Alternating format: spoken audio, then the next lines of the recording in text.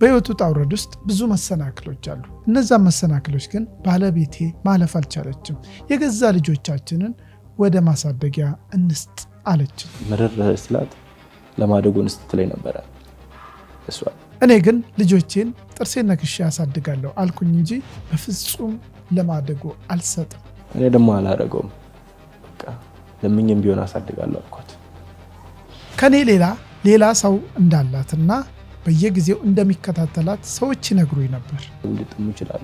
እስኪል ዛሬ ራሱ አልብሉ የሆነ ሰዓት ይፈልጋት ነበር። የሆነ ሰው ምስል ከተተላት አድሷል። በቃ ብቻ ወልዳ ያለች ከተተላት አለ ነው ሰው።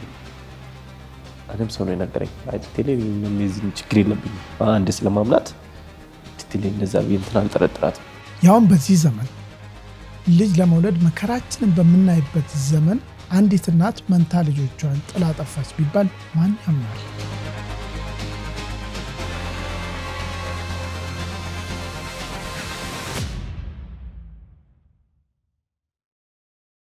ሰላም ጤና ይስጥልን። ወደ ተከበራችሁ የኤማ ሚዲያ ቤተሰቦች እንደምን አላችሁ? ጻድቃን ነኝ ከኤማ ሚዲያ። እንኳን ወደ ኤማ ሚዲያ በሰላም መጣችሁ። ኤማ ሚዲያ ሰብስክራይብ ያላደረጋችሁ ቤተሰቦቻችን እንግዲህ ሰብስክራይብ ማድረግ ያስፈልጋል። በጣም ደስ ብሎኛል። 7700 ሰብስክራይብ አልፈናል። አሁን ወደ 10000 ጉዞ ላይ ነን ያለነው። በነገራችን ላይ የምታዩቸውን ቪዲዮዎች ሁሉ ላይክ በማድረግ ጀምሩልን። ላይክ ለእኛ በጣም ጥቅም አለው እና ላይክ ላደረጋችሁ ደግሞ በጣም እናመሰግናለን። እንዲሁም ደግሞ ሀሳብና አስተያየታችሁን ኮሜንት ባለ እንግዲህ በየጊዜው ሰብስክራይብ አድርጉ፣ ላይክ አድርጉ፣ ሼር አድርጉ እያልን የምናስቸግራችሁ ይሄ ቪዲዮ ለብዙ ሰው እንዲደርስና በእርግጠኝነት ብዙ ሰዎች ከዚህ ቪዲዮ ብዙ ነገር ይማራሉ ብለን ስለምናስብ እንዲሁም ደግሞ አንድ ቁም ነገር ለእናንተ ይደርሳችኋል፣ አንድ ነገር ትማሩበታላችሁ ብለን ስለምናስብና እኛም ደግሞ ከዛ ቪዲዮ ያገኘነው ነገር ተመልካቾቻችን እኛ ቤተሰቦቻችን ምን ያገኙበታል፣ ምን ይማሩበታል፣ እስኪ ይህንን ቪዲዮ ብናቀርብላቸው ከዚህ ይህን ይማራሉ ብለን ስለምናስብ ነው። በተለይ ወጣቱ ትውልድ በትዳር አካባቢ ወይም በትዳር ዙሪያ ላይ ያለው አመለካከት ትንሽ ላላ ያለ ነው እና ከዛም አንጻር እንግዲህ በብዛት ከትዳር ጋር በተያያዙ ጉዳዮች ላይ ብዙ ነገሮችን እናወራለን። ባለታሪኮች እንግዲህ እዚህ ጋር በተጻፈው ስልክ ቁጥር እየደወላችሁልን ሀሳባችሁን እንዲሁም ደግሞ ታሪክም አለኝ ካላችሁ ታሪካችሁን ልታጋሩን ትችላላችሁ። ውድ ተመልካቾች ቤተሰቦቻችን እንግዲህ የዛሬው ባለታሪካችን አንደበት ይባላል። አንደበት የሁለት ልጆች የመንታ ልጆች አባት ነው። በአጋጣሚ ሆኖ እንግዲህ በሚኖርበት አካባቢ ኑሮ ስላልተመቸው አሁን ላይ አዲስ አበባ ነው ያለው።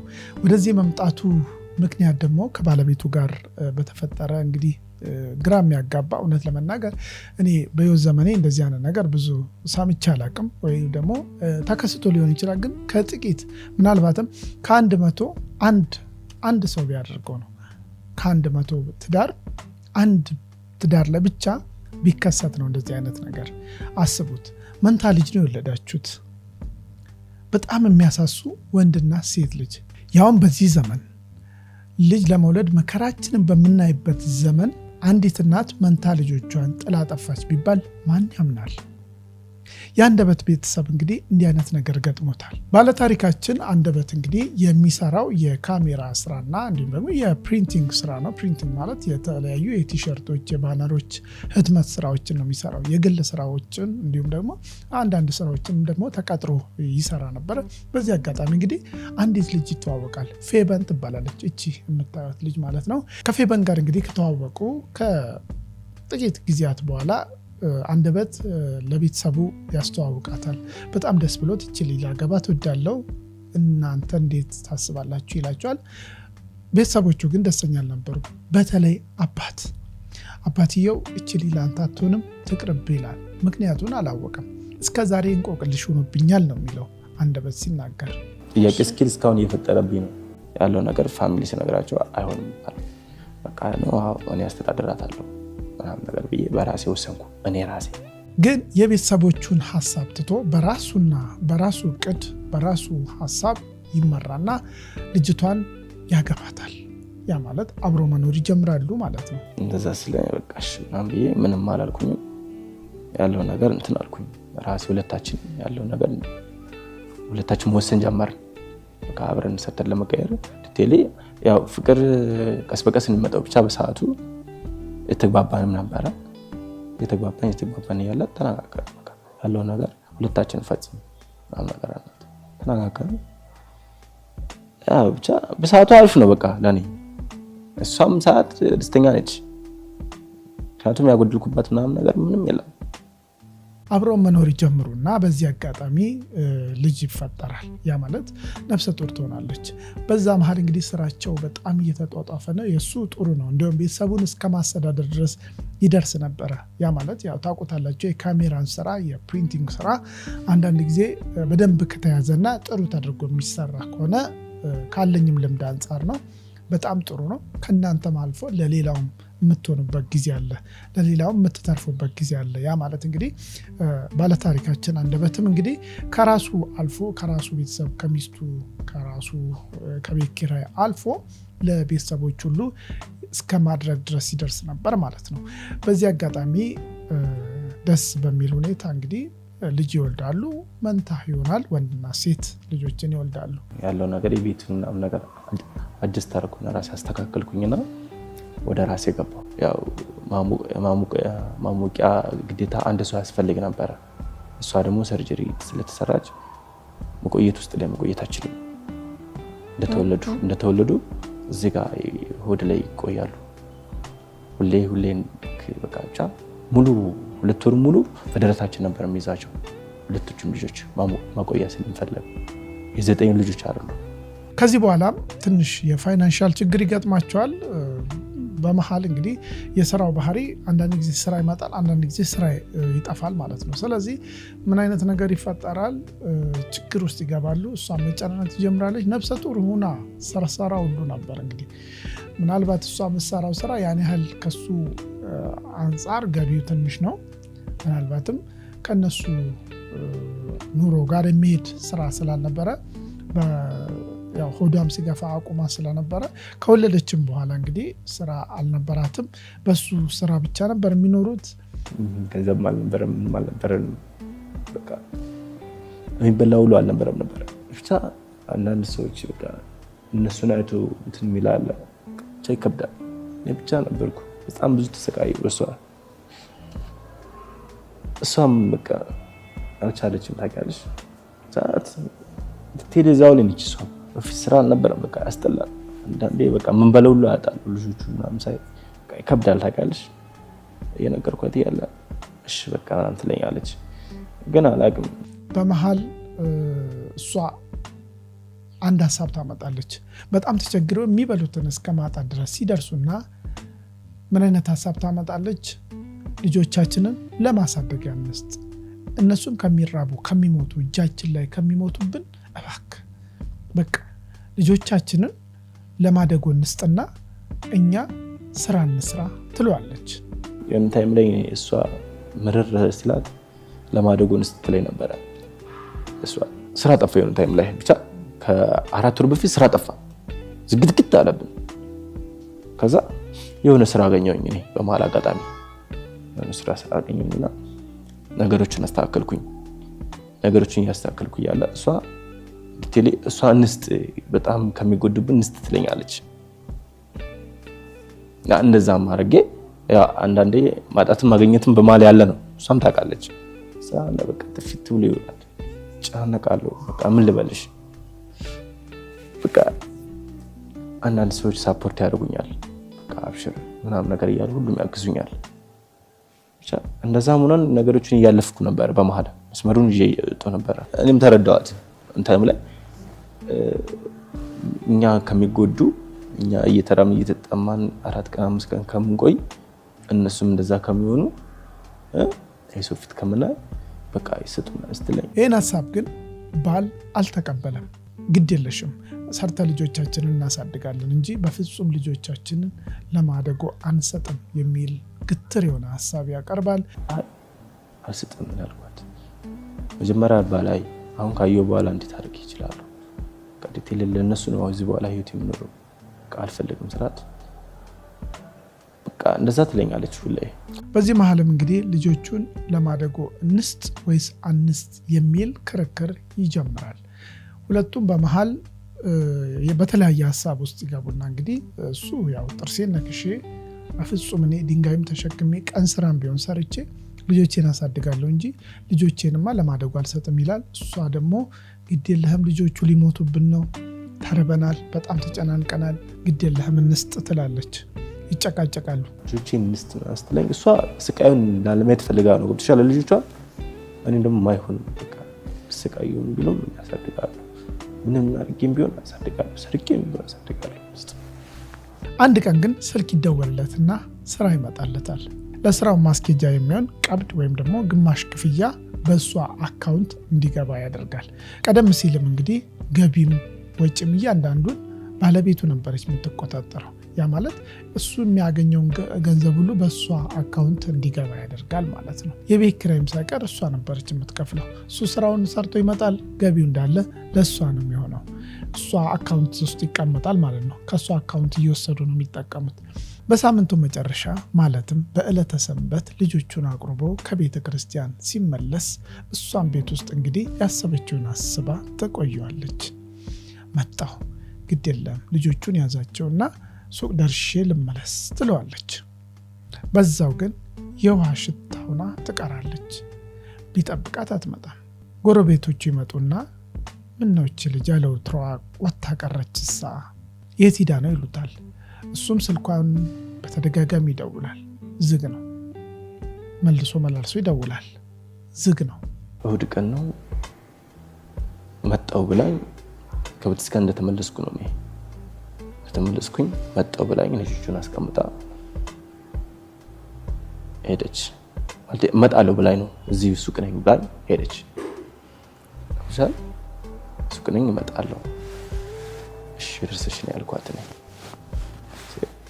ሰና የለም እዛ አከራዮቼ ነገሩኝ። ምን ነው እስካሁን አልመጣችም እንዴ አለ። ኧረ አልመጣችም። የተፈጠረ ችግር አለ? ኧረ ምንም የለም። እና ምን ሆና ነው? እኔ እንጃ አላውቅም።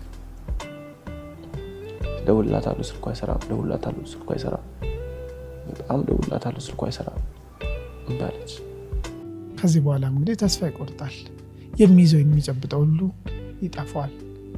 በዚህ ላይም እንግዲህ የቤት ኪራይ ደርሶ ነበርና 10 ቀን አልፎብሃል፣ በል እቤቱን ልቀቅልኝ ይባላል። አስቡት እናንተ፣ መንታ ልጆች የያዘ ወንድ ልጅ ከተከራየበት ቤት ውጣ ተብሎ እጁ ላይ ምንም አይነት ሳንቲም ሳይኖረው ምን አይነት ስቃይ ውስጥ እንደሚገባ አስቡት። ከዛ በኋላ እኔ በቃ በጣም መረር ሲለኝ ተቀመጥኩ። እዛ ስትዩ አካራይ ልትበላኝ ደረሰች። አይሆንም ውጣልኝ አለች። እሺ ወጥቼ የት እሄዳለሁ? እነዚህ ልጆች እንድታደርግ ይዤ እወጣለሁ። እሺ ተይ እንጂ ስላት እኔም ልጆችን የማስተምርበት ነው አለች። በቃ እኔ አትክፈለኝ ምንም አትለኝም፣ በቃ ውጣልኝ አለች። እሺ ወጥቼ ልጅ ቡዬ ቢያንስ እንኳን ነገሮች እስኪስተካከሉልኝ እሷ መጣችም ቀረችም እኔ ነገሮች ላስተካክል ቢያንስ ሁለቱን ልጆችን በፊትና በኋላ ቅፌ ስራ እሰራለሁ ብዬ ተይ እንጂ ነው ስላት አይሆንም አለች። እንዴት አድርጌ እኔስ ልጆችን ማስተምርበት አይደል ያለች። ምንም አላልኩም፣ ወጣሁ። በቃ ያለኝ ነገር ሁሉ ያለንን በፊት ኮምፒውተር ምናምን ሸጡ ነበር፣ ሽጬው ነበር ለነሱ እያልኩ። ከቆይታዎች በኋላ እሱ በተቻለ መጠን ከጓደኞቹም ከዘመድ አዝማድም ብር እየሰበሰበ አንዳንድ ጊዜም ደግሞ የቤት እቃዎቹን በፊት ይሰራባቸው የነበረው ካሜራዎቹን አንዳንድ የፕሪንቲንግ መሳሪያዎቹን እየወሰደ መሸጥ ይጀምራል። ለልጆቹ አስቤዛ፣ ለአንዳንድ ነገሮች፣ ለዳይፐርም እያደረገ ልጆቹን ያቆያቸዋል። በመሃል ስልኳ ይነሳል። ሄሎ የት ነሽ? ሻሸመኔ ገብቻለሁ አለች። ወደ 8:09 አካባቢ ሻሸመኔ ገብቻለሁ እንደ አልኳት። አዎ ምንም አላልኩኝ፣ ችግር የለውም። የተፈጠረ ነገር አለ? አይ በቃ እኔም ስራ አልፈልጋለች። ስራ አልፈልግ ስትለኝ ማለት የትኛው ስራ እዚህ ጋር ስንሄድ ነው እኔ የማገኘውንም ባገኝ በጣም ልጆች አረ እንደ እየተሯሯጥኩ ያለሁት እንጂ እስኪ እኔም ስራ አልስራ እዚህ ጋር ነው ያቆመችው። ስራ አልስራ ማለቷ እኔም ሊገባኝ አልቻለም። ከዚህ በኋላም እንግዲህ ኑሮ ይከብደውና ሐዋሳን ትቶ ወደ አዲስ አበባ ይመጣል።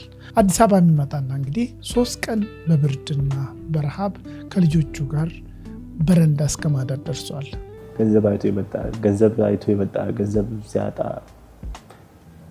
ጥላ ከሄደች ተመልሳ ብትመጣ ለኔ ባሉ አይኖር ቅዱሳ ግን ዲቴል ልጆቹን ልናሳድግ እንችላለን። ከቻለ ልጆቻችን ለሁለት ማሳደግ እንችላለን። አሁን በቅርቡ ከመጣች ካልመጣች ግን ራሴ ያሳድጋቸዋል። ለማደጉ አልሰጥም። ማንም የሚገርምሽ ነገር ከኋላ ሁሉም የሚያንጫብ ለማደጉ ውስጥ ነው የሚለኝ እግዚአብሔር። እኔ ደግሞ ለማደጉ አልሰጥም። ቅዱሳላ በርግጥ ዛሬ ልራብ እችላለሁ፣ ነገ ልበላ እችላለሁ። ልጆችም እንደዚህ ቅዱሳላ ብቻ ተስፋ እንዳለኝ ያውቃሉ አንድ ቀን። እንግዲህ ውድ ቤተሰቦቻችን፣ ተመልካቾቻችን ብዙ ነገር ከዚህ ልንማር እንችላለን። አንዳንድ ጊዜ እንዲህ አይነት ነገር እንሰማለን። አባት ልጆቹን ትቶ ሄደ፣ አባቴ በልጅነቴ ጥሎኝ ሄደ የሚሉ ብዙ ነገሮችን እንሰማለን። አንዳንድ ጊዜ ግን ተገላቢጦሽ ይሆንና እናት ጥላ መጠፋበት ጊዜ አለ። ለምሳሌ የአዳነ ታሪክን ታስታውሱታላችሁ። አዳነ ማለት ይሄ ሰውዬ ማለት ነው። ጎበዝ ጀግና አዝማሪ ነው። በጣም ጎበዝ ድምፃዊ ነው። ታውቁታላችሁ። ልጁ ደግሞ ቬሮኒካ አዳነ ታስታውሳታላችሁ። ብዙ ነገር አውርታለች ስለ አባቷ። እንግዲህ እንዲህ አይነት ነገሮች ያጋጥማሉ። የእሷም በተመሳሳይ ሁኔታ እናት ነች ጥላ የጠፋችው አባትየው ላይ። አባት ልጁን ለማሳደግ መከራውን ያየው። አባት ልጁን ለማሳደግ ሌሊት ልጁን አስተኝቶ እሱ በየመሸታ ቤቶች ላይ እየሄደ በተለያየ ቦታ ላይ የአዝማሪ ጨዋታዎችን በመሰንቆ በማጀብ ገንዘብ ይሰራ ነበር ልጁን ለማሳደግ። በተለያየ ሁኔታ እንግዲህ በተለያየ ጭንቀት ውስጥ በተለያየ መከራ ውስጥ አሳልፈው እንግዲህ ለልጁ ሲል መከራውን አይተዋል። ልክ እንደዚህ አይነት ይሄ ደግሞ መንታ ልጆችን ጥላበት ነው የሄደችው። ከቬበን ወገንስ የሚል ነገር ይነሳል በዚህ አጋጣሚ። ማለትም ከሚስትየው ወገን ማለት ነው። ምን ብትሆን ነው? ምን ቢላት ነው? ምን ቢናገራት ነው እንደዚህ ጥላበት የሄደችው የሚል ነገር ደግሞ ሊነሳ ይችላል። እሷስ ምን አለች የሚለውን ነገር ደግሞ አዲስ ነገር ካለ ይዤላችሁ ቀርባለሁ። ምክንያቱም በፍጹም እናት ነች። እናት የፈለገ ነገር ቢመጣ የፈለገ ችግር ቢመጣ ልጇን አሳልፋ አትሰጥም ብዬ አስባለሁ። አስቡት፣ ወንድና ሴት ልጅ ነው ያላት፣ መንታ ነው። ምን ያህል ብትጨክን ነው እነዚህን ቆንጆ ልጆች ጥላበት ሄደችው? ስለዚህ በዚህ ነገር ላይ አዲስ ነገር ካለ ይዤላችሁ ቀርባለሁ። ለዛሬ ግን ሀሳብና አስተያየታችሁን እናንተም በኮሜንት አሳውቁኝ። እንዲሁም ሰብስክራይብ ያደረጋችሁ ቤተሰቦቻችን ሌሎች ምርጥ ታሪኮችን በየጊዜው ይዤላችሁ ቀርባለሁ። ሰብስክራይብ አድርጉ፣ ላይክ አድርጉ፣ እንዲሁም ደግሞ ሼር አድርጉ ለሌሎቹም። ሌሎቹ ይማሩበታል ብዬ አስባለሁ። ይሄ ዘመን በጣም የከፋ ዘመን ነው። በጣም አስቀያሚ የሆነ ዘመን ላይ ነው የደረስነው። እውነት ለመናገር ቤተሰብ ላይ እንደዚህ አይነት ነገር ባይፈጠር ጥሩ ነው። ከተፈጠረስ በኋላ ደግሞ ምን እናደርጋለን የሚለውን ደግሞ ኮሜንት ላይ አሳውቁኝ። እናንተስ ብትሆኑ ምን ታደርጋላችሁ? አባት ብትሆን አንተ ምን ታደርጋለህ በዚህ ታሪክ ላይ? እናትስ ብትሆኝ ገንዘብ አጣው ብለሽ ልጅሽን ትተሽ ትሄጃለሽ ወይ? ተሰደብኩ ብለሽ ልጅሽን ትተሽ ትሄጃለሽ ወይ? ገና ለገና የሚወደኝ ሰው የሚያፈቅረኝ ሰው አለ፣ ልጆቼን ትቼ ልሂድ ብለሽ አስበሽ ታውቂያለሽ? መልካም ጊዜ ይሁንላችሁ።